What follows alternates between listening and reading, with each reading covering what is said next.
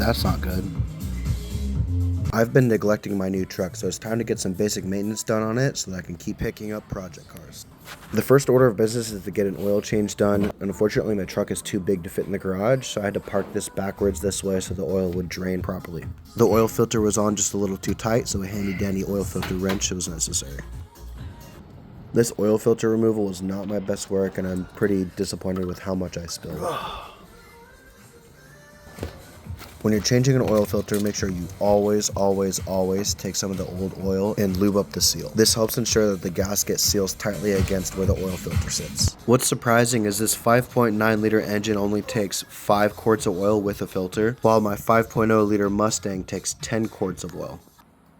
After getting the oil change done, it was time to move on to changing the spark plugs. This is the first vehicle I've worked on that doesn't have coil-on plug ignition. While pulling this spark plug wire off of the spark plug, we encountered a problem I didn't expect to experience. The spark plug wire broke as I was pulling it off, so I aborted mission for the day and ordered new spark plug wires. When a vehicle sits for a long time, you can definitely expect that basic maintenance can turn into much larger projects. In order to change all of the spark plug wires, you have to pull off the distributor cap, which requires removing the air system from the top of the engine. Then I went through and marked each spark plug wire with the cylinder it's currently attached to.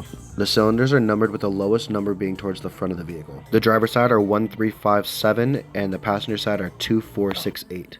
With the spark plug wires numbered, I went ahead and removed them from the cylinders, and as you can see, they all started leaving their contacts. And this one just straight up disintegrated in my hand. After the wires were free, I started snaking them through the back of the engine towards the distributor cap. In order to change the spark plug wires, it's much easier to do so with the distributor cap removed from the car. Unfortunately, on this truck, the distributor cap is in a really inconvenient place, which meant for me to have any real leverage on getting the screw removed, I had to literally sit inside the engine bay to reach. And that was just for the first screw. For the second screw, I had to literally do this so I could finally reach down there and get it undone. With my ab workout done for the day, I finally had that distributor cap removed and I could set it on the table and start changing out the plug wires. Now let's get to why I numbered each of the individual wires.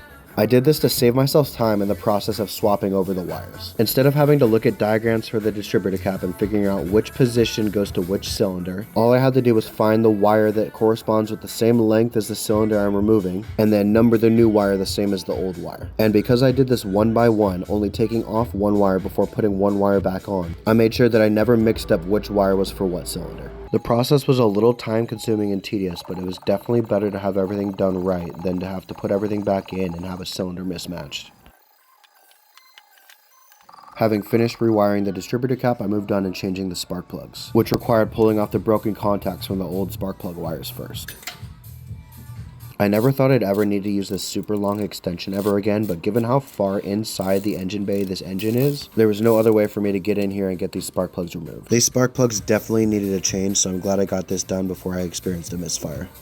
The first 7 spark plug changes went swimmingly, and then we encountered this terrible problem with the last one. As I was loosening this spark plug, the porcelain cracked. Fearing that the porcelain might have fallen into the cylinder, I rushed over to Harbor Freight and bought myself a borescope.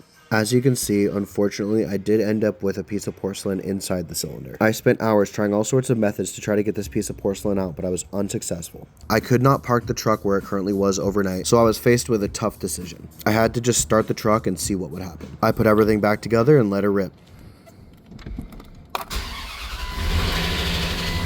Unfortunately, you can hear the porcelain bouncing around in the cylinder.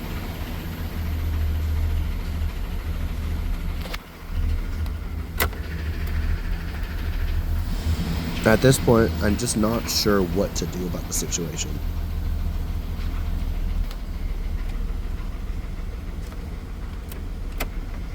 I decided if I had any chance of getting this to get out of the cylinder, I had to just send it.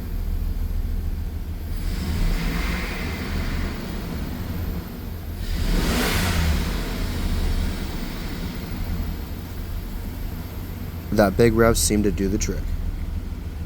What I imagine happened is that last big rev pulverized a piece of porcelain and sent it out of the exhaust valves. I'm hoping nothing got caught in the valve seats and scratched them, but for now everything seems to drive great and I think I'm out of the woods. If you made it this far, thanks for sticking around, I really appreciate you.